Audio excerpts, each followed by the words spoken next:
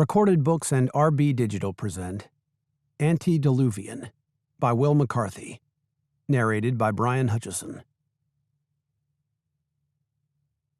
Antediluvian. Adjective. Number 1, ancient. Number 2, out of date, antiquated, outmoded, or primitive. Number 3, lit, pre-deluge. Number 4, of or pertaining to the time before the biblical flood. Number 5, of or pertaining to the extracted Y chromosomal memories of Harv Lionel. Boulder Creek Apartments, Boulder, Colorado, present day. "Are you positive you want to do this?" Tara Mukherjee asked, as the two of them rose from bed to begin their momentous day. "Positive?" Harv Lionel asked. "What a question. What have we been doing all summer?" They brushed their teeth and showered and dressed, and still the question hung unspoken in the air. "Are you sure today's the day you want to climb into the time machine?" And the answer, equally unspoken, hung just as loudly. "There is no doubt, Tara, my dear." "Do you want eggs?" Tara asked him. He was usually the one to make breakfast, but today felt different. Very different. And she wanted to mark the occasion somehow. He said thoughtfully. "And toast. We're going to need the carbs." They ate in near silence, speaking only of the weather, sunny, and the morning headlines, gloomy. There was a sense that none of that mattered, but what else was there to talk about? He was right. Tara had spent the whole summer helping him build his damned machine. Who was she to tell him, to ask him, to beg him, not to use it? As they piled the dishes into the sink, he grabbed her and kissed her hard, and she kissed him back even harder, because she was pretty sure she loved him. How else could she explain all this?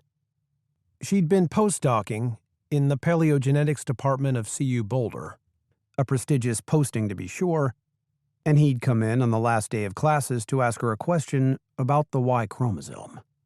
Although he was clean-shaven, his black hair looked overdue for a visit to the barber, and like a lot of white Coloradoans, he had a tan, vaguely weather-beaten look about him. But his crooked smile was catchy, and later that same evening, she was kissing him deeply in a bar on the hill, even though he reeked of bourbon and thick-nick vape, and the day after that she was riding shotgun in his Jeep through the mountains at 100 kph with her hand on his thigh the whole time, and that night she'd fallen into his bed and done things good Hindu girls were not known for doing. And then somehow she was spending all her spare time in his lab in the basement of the engineering center. How could she not? He wasn't unusually handsome or charming, but he was scary smart. And a little dangerous. And he was interested in the quantum computing and quantum storage aspects of the human genome. The quantome, he called it. The potential number of memory states in a single chromosome is 3 to the 2 billionth times the number of genes, he told her offhandedly, the first time she saw what he was building. That's 10 to the 30th times more than the number of atoms in the known universe. A big number. But if the chromosome has 4 arms, the equations don't balance and the coherent states collapse. Tara's paleogenetics colleagues had expressed skepticism, to say the least. What did some EE professor know about genes?